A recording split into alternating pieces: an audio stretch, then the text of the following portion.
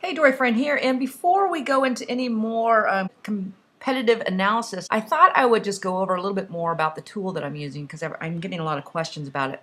This is SEOQ, Matt Callen's new tool. It's actually a plugin for Firefox or Chrome, and you can see the little brain up here. And it's really cool, and it's saving me a lot of time, and I'm really loving it, and I'm giving him feature requests and things like that. So I created a cheat sheet for you, actually, and let me find that cheat sheet. It's right here. And I pulled up the most important things that I look for in this, and why I like it is because I can get it really quick. And I can just go from site to site instead of having to open up the applications that this is actually coming from. So let's just go into this and look at the tool for a second.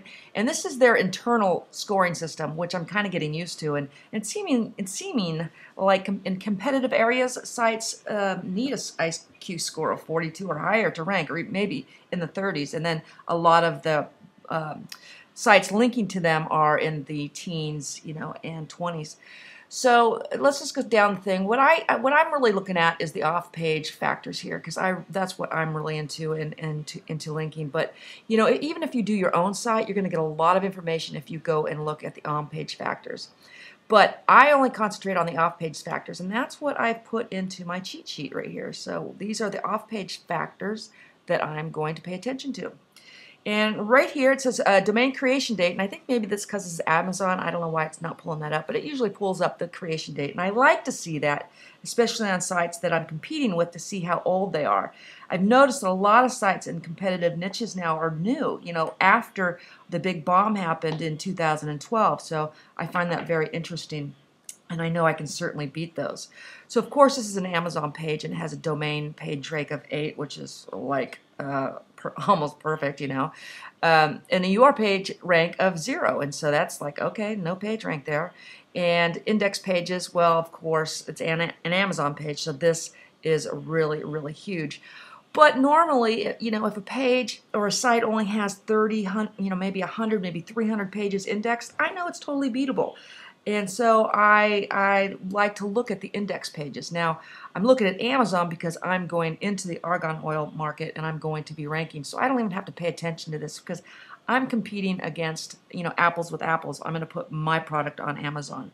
And all I have to look at is the backlinks because the on-page optimization is pretty much set for every single page on Amazon. And that's what's really cool because it makes a real plain leveling, it levels out the playing field.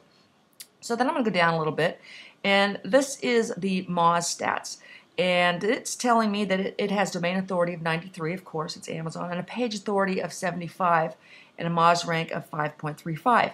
Now I don't use Moz statistics, so I don't have a barometer for that, so I'm not really sure what that means.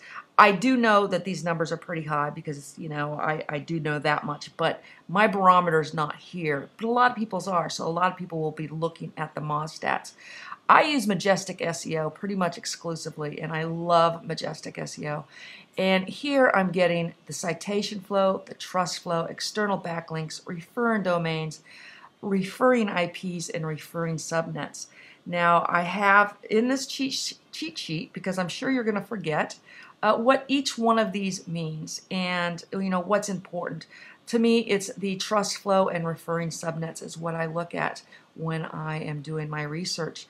Now, the citation flow is kind of a number of how many backlinks they have, but it's a little bit more sophisticated than that, so it's just not like, okay, this page has 120 backlinks, so they have citation flow of 20. In fact, if you hover over it in the tool, it'll tell you what that means.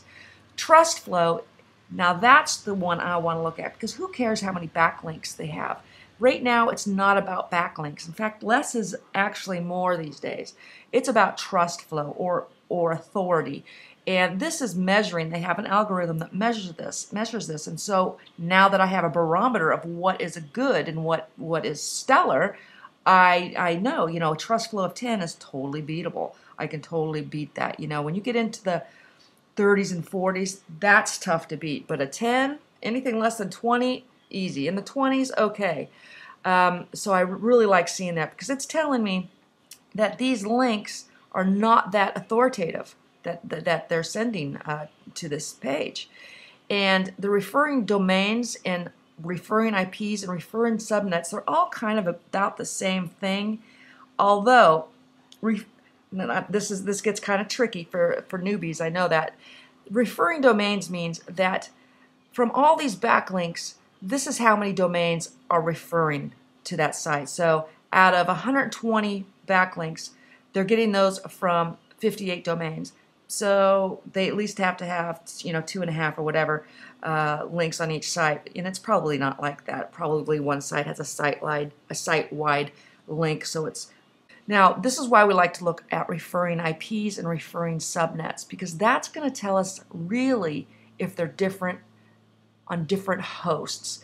And this gets really kind of heady and geeky, because you want a different subnet, because out of the referring domains, 43 of those were from different IPs. Now, every computer has an IP, every website has an IP. So that means, okay, then at least 43 different IPs. And when you talk about IPs, you're probably thinking about different servers and things like that. But sometimes in SEO, we used to just buy an IP and put a lot of sites on them, and they'd be all on what we call the same C-class IP. Now that gets a little bit, a little bit more advanced there. But in referring subnets, this is really telling me that that's how many different hosts there really are linking to this site. So I kind of ignore the referring domains. I kind of ignore the referring IPs, because that could be from the same owner. It could, and this is what Google's ignoring, and that's why I'm ignoring it. And what we really want to look at is the referring subnets, because that's really the honest truth of how many hosts, how many different domains are linking and making these 120 links. So that's what I like to see. And there's only 43 here. So could I beat that? Could I create 43 sites, on different subnets? Absolutely.